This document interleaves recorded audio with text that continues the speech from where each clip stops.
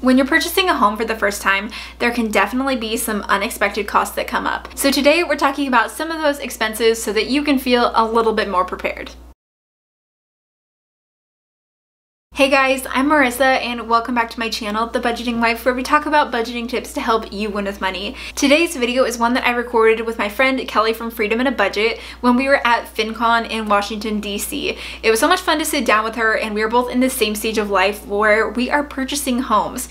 For myself, my husband and I are purchasing our first home in Portland, Oregon, and my friend Kelly and her husband Jamie just bought a house in South Florida. So we decided to sit down and talk about these unexpected costs that we've seen come up through the home buying process. And we also talked more about the home buying experience with the things that we're excited about and maybe a little bit nervous about in a video on Kelly's channel. So once you watch this video, definitely head over to Freedom in a Budget. I will have a link down below and check out Kelly's video.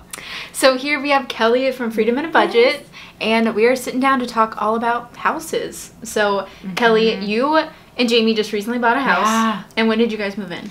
We moved in 2 weeks ago, 3 weeks ago. Okay. We just took a vacation, and so like 3 weeks ago, right before so you've our cruise. and we're at FinCon now, so you've like barely been home since you bought a house. I've been home for like 5 days, like in the house. That's crazy. Yeah. Wow. So we're talking about, as Kelly and I are here like hanging out at FinCon, we're talking about like all of these first-time home buyer like experiences that we're having, which are great, but there definitely have been some like unexpected expenses that we've both encountered. So what kinds of unexpected expenses, like what's one thing that you didn't think you were going to be spending on but you did? My husband saying that he needs to go to Home Depot every 6 times a day. What are you guys getting at Home Depot? Just like random like little repair things, like we had to switch out our outlets to GFI outlets in the kitchen and bathrooms, so we needed new GFI switches, needed like wire cutters, needed just random things. At this point I think he's just making excuses to go to Home Depot and then slowly sneaking in new tools and stuff, but just kidding. Yeah. That's a big one. It's just those like unexpected trips to the hardware store, to Walmart, to Target, to Home Depot, to Lowe's, all those places. Yeah, they all add up. Totally. I think one for us, and which we haven't closed on our house yet. We close next Friday, so we still haven't incurred a lot of these expenses, but I know that they're coming, I guess. But like one of those is paint, and so our house is like pretty new, but there's a couple rooms that are in desperate need of a paint job. Like one of the rooms is Frozen themed, and so it has like blue glitter paint on every single wall and the ceiling, like decked out. I know. So we definitely need to paint that, and which I thought was like, oh, maybe just like a gallon of paint. And then like talking to someone who knows a little bit more about paint, and they're like, no, that'll take like 3 gallons of paint. I'm like, excuse me? So we had one room that we painted, the studio, my filming studio, and it's like a 10 by 10 room. 2 gallons of paint was like $85. That's crazy. Yeah, and I thought it was gonna be like, yeah, $30, paint the room, no big deal. Yeah. I mean, in the grand scheme of things, like painting is like an inexpensive fix, but it adds up. You don't realize how much paint you actually need to paint a room. Seriously. Yeah. Yeah. Another one for me is a lawnmower. Lawnmower, and it's not only like, okay, you need to buy a lawnmower. No, you have to buy a weed whacker and like the bags and this and that. And so for right now, we're just hiring lawn service because it's just too much, especially with how much Jamie travels and him leaving and everything. But eventually we're gonna have to get a lawnmower. I'll probably have to learn how to use it for when he's traveling and stuff. But yeah, you don't think about those things. Yeah.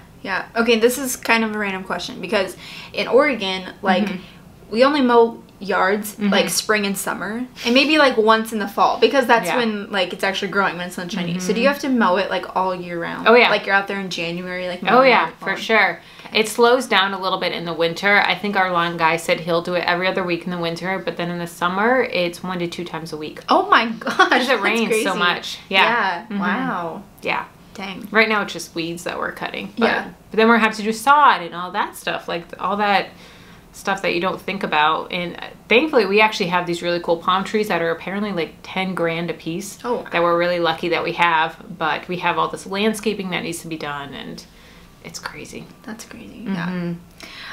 One for us, and this was the reason why we almost didn't buy our house, was the closing costs.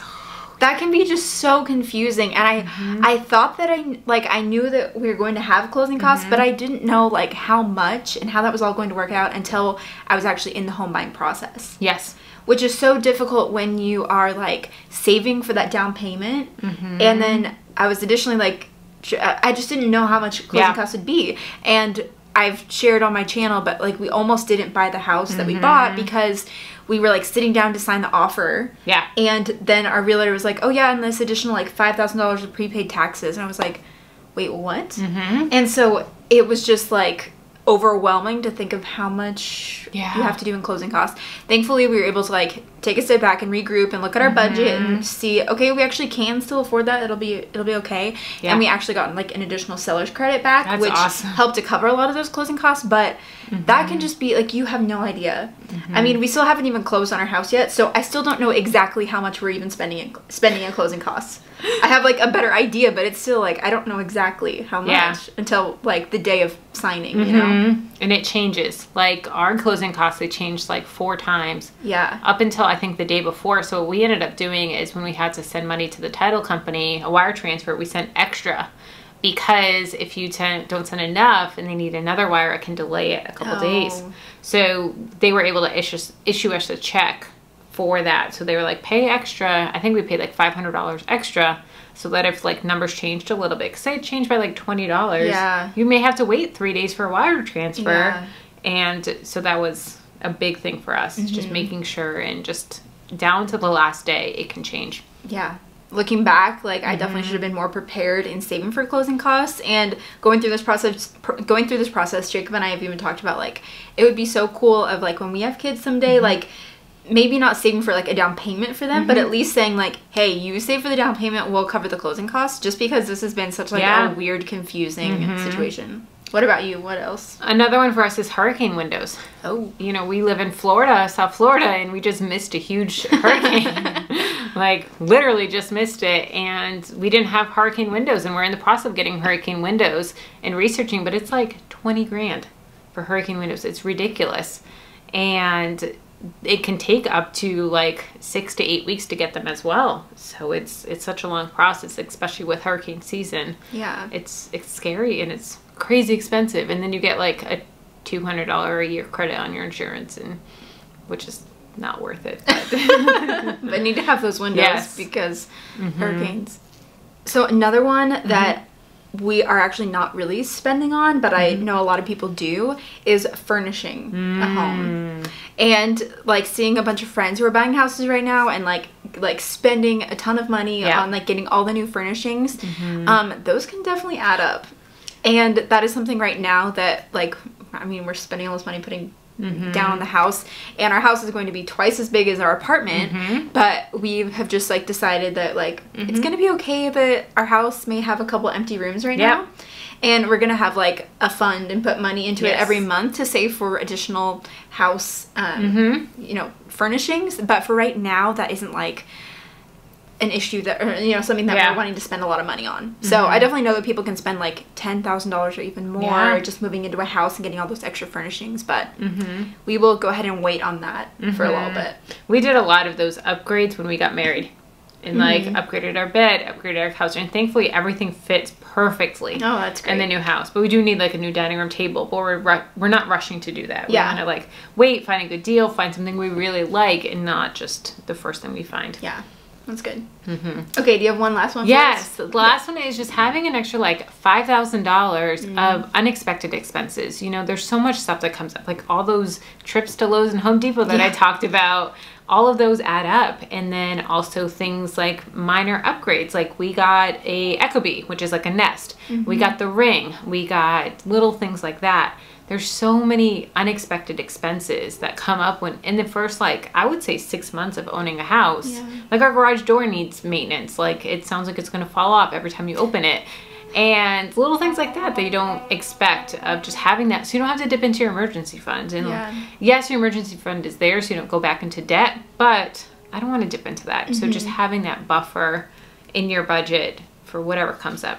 Yeah, I think that I was like telling like friends like at home and stuff of like when you think about buying a house, you have to be comfortable thinking in the thousands. Yes. Of, like like, oh, it's $1,000 more, okay, that's not going to be a big deal. Yeah. Like, if you're thinking about it in like, oh, I need to save like $300, then you're not ready to buy a home. Yep. Like, having that buffer of thousands of dollars is really what you need to be thinking in those terms. We're filming another video over on Kelly's channel talking about the things that we're excited for and maybe the things that we're a little bit stressed about of becoming homeowners.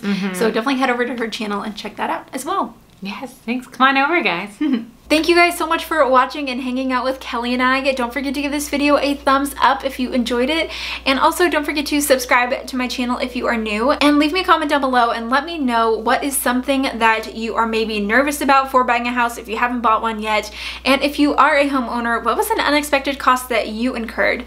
And then don't forget to head over to Kelly's channel and check out her video as well. And I look forward to seeing you guys in my next video. Bye.